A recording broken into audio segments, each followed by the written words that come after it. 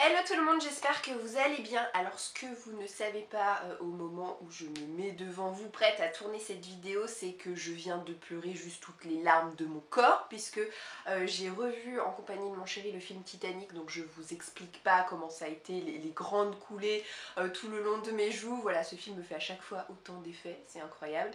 Donc bref, il a fallu que je fasse un ravalement de façade avant de pouvoir être visible. Mais ça y est, je suis prête et je suis surtout prête à vous parler de mes dernières lectures. Donc aujourd'hui j'ai bien l'intention de vous parler de mes 6 derniers livres lus, donc à savoir Never Again, Casse-Noisette et les 4 Royaumes, le tome 2 de la trilogie Lady Hélène, le tome 2 de la série Le Grand Nord de Sarina Bowen, Le Parfum de la Trahison, et je terminerai cette vidéo en vous disant ce que j'ai pensé du livre Pourquoi pas nous.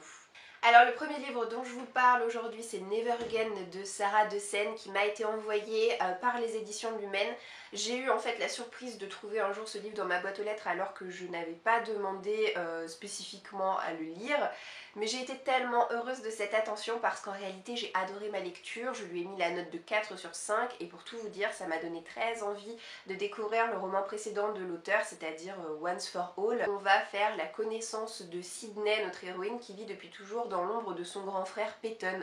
Peyton, vous savez, c'est le genre de fils prodige à qui on pardonne absolument toutes les phrases qu'il boit, il fume. Un soir, Peyton va sortir bourré d'une soirée. En prenant le volant, il va percuter un adolescent qui passait devant lui à vélo. L'adolescent en question va finir paraplégique et Peyton, lui, va être envoyé en prison. Et pourtant, Sydney continue à être constamment dans l'ombre de son frère.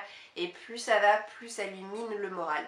Alors je sais pas ce qui s'est passé avec ce roman, l'histoire n'a absolument rien de révolutionnaire, l'écriture a beau être fluide et très agréable à lire, elle reste plutôt simple, mais il y a eu en tout cas un truc qui a fait que j'ai trouvé ce récit hyper addictif et que j'ai vraiment eu du mal à en décrocher. Sydney va décider de changer d'école et ce faisant, elle va rencontrer deux élèves, un frère et une sœur. Et en fait, cette famille va être vraiment au cœur du récit. C'est une famille qui multiplie les problèmes. Problèmes de santé, problèmes de drogue, plein de problèmes divers et variés. Et pourtant, contrairement à sa propre famille, ils ont pour habitude de faire front uni. Et j'ai vraiment adoré chacun des membres de cette famille. Alors dans cette histoire, il y a plein de petits éléments qui vont se mettre en place, qui vont venir enrichir et enrober le récit. Il y a même une petite histoire d'amour. Sachez que la romance n'est vraiment pas au centre du récit, mais en tout cas, elle est là pour agrémenter un petit peu le tout. J'aurais préféré personnellement qu'elle soit davantage mise en avant par l'auteur, mais je respecte tout à fait les choix qu'elle a fait. D'ailleurs, parmi ses choix, on a le fait de mettre en avant la personnalité de Sydney et l'espèce de culpabilité qu'elle ressent face à l'égoïsme de sa famille qui semble focaliser toute son attention envers Peyton et vraiment pas par rapport à ce pauvre adolescent privé de l'usage de ses membres à cause de la nonchalance du fils aîné. Donc voilà, c'est vraiment un méli-mélo de sentiments divers et variés que peut ressentir Sydney dans cette histoire et que nous-mêmes en tant que lecteurs on peut ressentir face à ce récit. Donc pour toutes ces raisons et pour le très très agréable moment que m'a fait passer cette histoire, j'ai mis la note de 4 sur 5 à ce livre. J'ai eu l'occasion de vous en parler lors de mon dernier book haul, mais j'ai reçu de la part des éditions Hachette Casse-Noisette et les 4 Royaumes à l'occasion de la sortie du film Disney en date du 28 novembre dernier, film que je n'ai toujours pas vu en fait. Mais en tout cas j'étais vraiment heureuse de recevoir ce livre, d'autant plus que l'objet livre est vraiment plaisant, il y a pas mal d'illustrations en noir et blanc tirées du film, mais également au milieu plusieurs pages qui nous montrent des moments importants du film. C'est la première fois que j'ai eu l'occasion de lire un livre qui est ni plus ni moins qu'un copier-coller du film. Donc ça a été une expérience assez amusante mais peut-être pas véritablement satisfaisante non plus puisque j'ai mis à cette histoire la note de 2,5 sur 5, donc vraiment la moyenne. Je vais vous expliquer pourquoi dans un instant. Casse-Noisette, il faut savoir qu'à l'origine c'est un conte allemand qui a par la suite, si je ne m'abuse, été adapté en ballet et après il y a eu plusieurs adaptations cinématographiques, dont la plus récente que l'on doit à Disney. On va découvrir Clara qui va recevoir de la part de sa mère un cadeau le soir du réveillon, et ce cadeau est tout simplement une espèce de clé qui va lui permettre d'aller dans un univers parallèle au sien et de découvrir 4 royaumes. Donc on a le royaume des friandises, le royaume du divertissement, le royaume du froid et quel est le dernier royaume? Le royaume des fleurs, il me semble. Et dans cet univers incroyable, les jouets ont une existence propre, ils sont animés, et les régents qui s'occupent chacun d'un des 4 royaumes commencent depuis quelques temps à avoir quelques dissensions les uns les autres, et Clara va devoir mettre un petit peu son nez là-dedans et remettre de l'ordre surtout. Alors, ce que j'ai pensé de l'histoire, c'est qu'elle est vraiment très chouette, hein. Elle suit vraiment tout ce que j'avais pu avoir en tête, aucune surprise à ce niveau-là. En revanche, ce que j'ai pensé de l'écriture, ben pas vraiment du bien, c'est-à-dire que le texte est assez froid, assez impersonnel, il va à l'essentiel. J'ai pas envie de vous dire que c'est un script parce que ce n'est pas du tout le cas, c'est vraiment une histoire, donc on a quelques descriptions, mais vraiment minimes, et encore une fois, l'ensemble est tellement factuel. La psychologie des personnages n'est absolument pas développée, n'est absolument pas fouillée, que le rendu m'a semblé extrêmement impersonnel. Moi, il m'a vraiment manqué de la chaleur, il m'a vraiment manqué des détails, il m'a vraiment manqué une plume un petit peu plus joyeuse pour me sentir investie dans ce récit, parce que c'est vrai que du coup, en le lisant, bah, je me suis vraiment sentie mise à distance. Du coup, je peux vous dire que lire un roman tiré d'un film, c'est une expérience assez particulière. Je voulais lire le livre avant d'aller voir le film, comme c'est ce que je fais d'habitude, mais pour une rare fois, j'aurais vraiment dû faire l'inverse, parce que avoir lu ce livre ne m'a pas forcément donné envie de voir le film, parce que je pense qu'il ne lui rend pas suffisamment justice. Je vais maintenant vous parler d'une super lecture, à savoir le tome 2 de la trilogie Lady Helen, écrit par Alison Goodman et sorti aux éditions Gallimard. Alors en fait, le premier tome, vous l'aviez choisi pour intégrer ma pile à lire automnale de l'année dernière, et ce second tome, vous l'avez choisi pour intégrer ma pile à lire automnale de cette année. Autant j'avais eu un coup de cœur pour le premier tome l'année dernière, et bah autant le coup de cœur a récidivé, puisque j'ai tout simplement été époustouflée à la lecture de ce tome 2. Cette série, cette trilogie en fait m'émerveille à chaque fois un peu plus.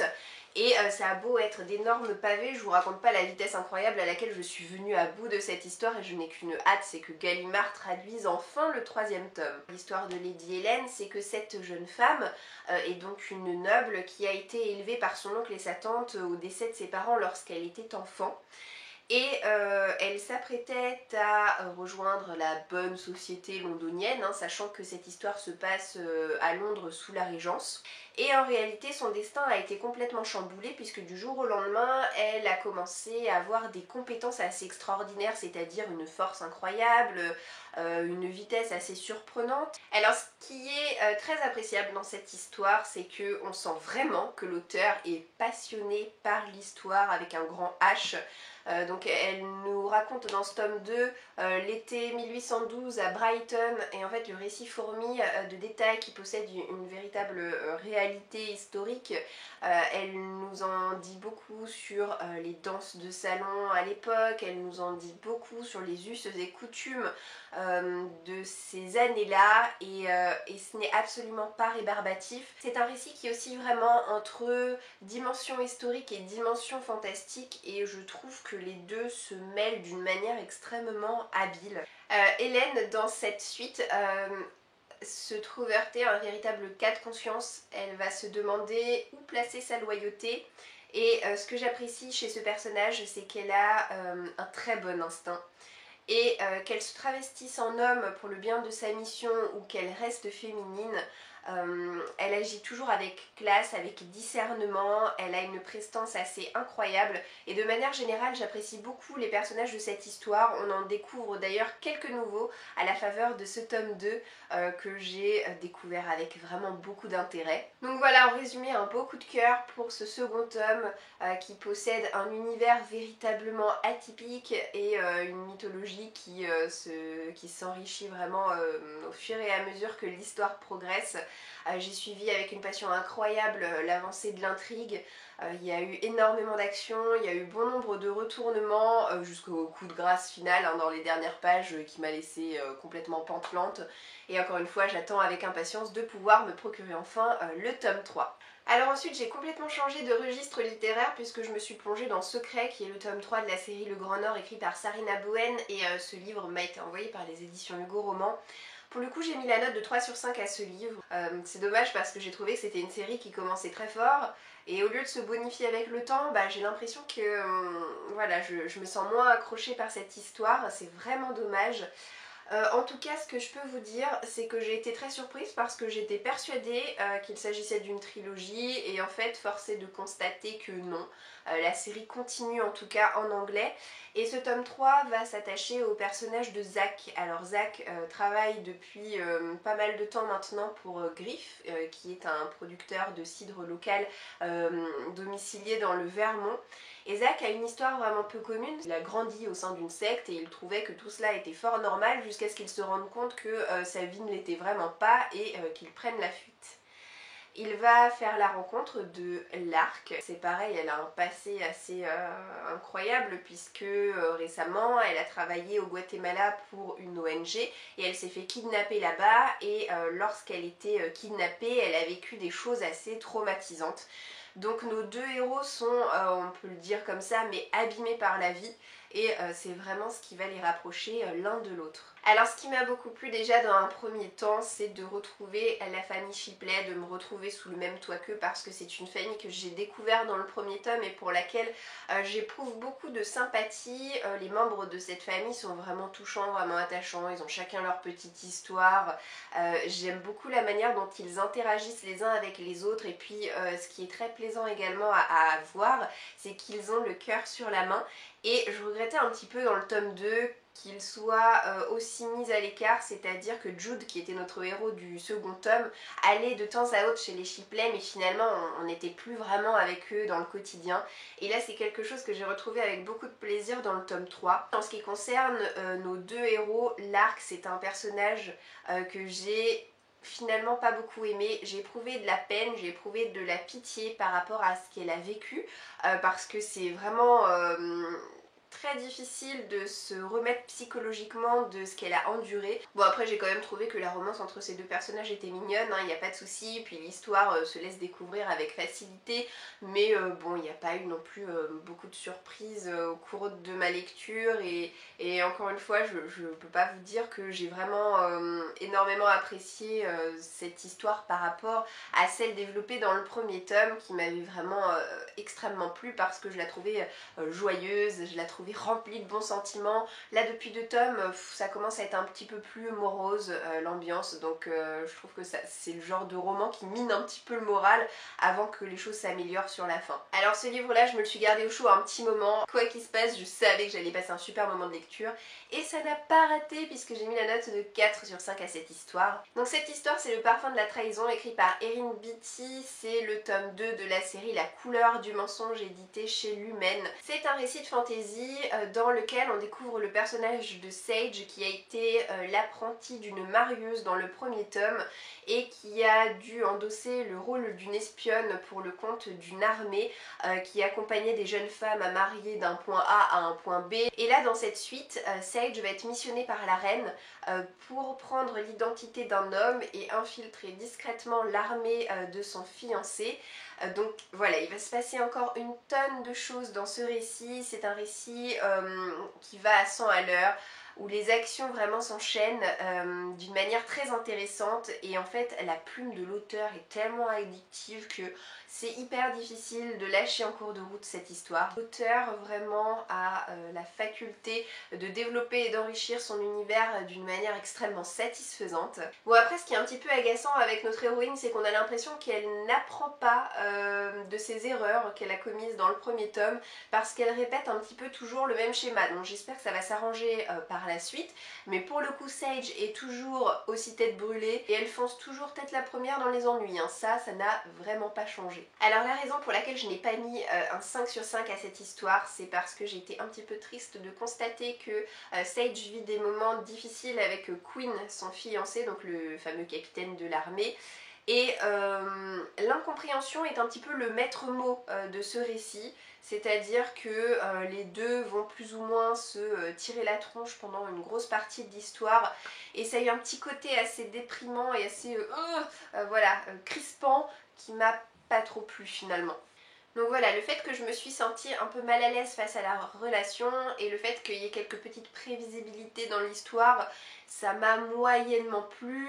Maintenant, au-delà de ça, c'est un très bon récit que je vous recommande chaudement. Si vous êtes amateur de fantasy, vous y trouverez vraiment votre compte parce que l'histoire vaut le détour, elle est très riche, elle est très intéressante, il se passe à chaque fois plein de nouvelles choses. On découvre de nouvelles têtes, mais en même temps on reste en contact avec les anciens personnages qu'on avait appris à découvrir et surtout à apprécier dans le premier tome. Donc moi je n'ai qu'une hâte, c'est de me retrouver au tome 3 pour retrouver cette panoplie de personnages principaux comme secondaires qui me plaisent tant. Et le dernier livre dont je vous parle avant de vous laisser, c'est Pourquoi pas nous, écrit il y a 80 par Becky Albertalli et Adam Silvera, et ce livre m'a été envoyé par les éditions Hachette. Alors Becky Albertalli, vous savez, c'est cet auteur qui a écrit Love, Simon. Quant à Adam Silvera, eh bien je ne le connaissais pas. C'est avec cette histoire que j'ai découvert sa plume. Et ma foi, j'ai passé un super moment de lecture en compagnie de ce livre. Je ne pensais pas l'apprécier autant, hein. Évidemment, quand je demande un service presse, j'ai toujours l'espoir de l'apprécier, hein, même si parfois ce n'est pas le cas, mais bon, je pars toujours en vainqueur. Et alors là, c'est plus que partir en vainqueur, c'est que ça a été une super lecture. Je lui ai mis la note de 5 sur 5, c'est pas un coup de cœur, mais je mets quand même la note maximale parce que ça a été un super moment pour se vider la tête. Donc c'est un contemporain et plus qu'un contemporain, c'est une romance MM, donc une romance homosexuelle. On va rencontrer Ben et Arthur, nos deux personnages principaux qui sont à New York. Arthur, il va faire la rencontre de Ben dans un bureau de poste. Voilà, alors le lieu semble hyper banal, l'histoire semble hyper banale. Et croyez-moi que les auteurs ont fait en sorte que leur histoire ne le soit pas. Parce que cette histoire est tout sauf banale, mais en tout cas, ce qui est sûr, c'est que c'est mignon à souhait, et c'est un petit peu cette phrase qui a tourné dans ma tête comme un leitmotiv tout au long de ma lecture. C'est mignon, c'est mignon, c'est mignon. Voilà. Alors déjà, j'ai adoré la plume des auteurs. Bon, impossible de savoir qui écrit, hein, et en même temps j'ai envie de vous dire, qu'est-ce qu'on s'en fiche, le principal c'est que ce soit bien écrit. Et bien écrit ça l'est, puisque ça se lit avec une fluidité extrême, c'est écrit d'une manière très visuelle, très dynamique. Et en plus de ça, c'est une histoire qui est bourrée d'humour. Alors ça, je suis bonne cliente. J'ai pas envie de vous dire que je me suis payé une bonne tranche de rigolade à chaque page parce que ce n'est pas le cas. Mais en tout cas, les personnages sont hyper drôles et ça c'est vraiment chouette. On a plein de références à la pop culture, plein de références à Harry Potter, plein de références à des séries télé, plein de références à, je sais pas, Barack Obama, enfin voilà, plein de personnes comme ça diverses et variées. Et ouais, c'est vraiment une histoire qui met de bonne humeur en fait. J'ai adoré tous les personnages et j'ai été vraiment très sensible au fait que les personnages secondaires soient aussi soignés.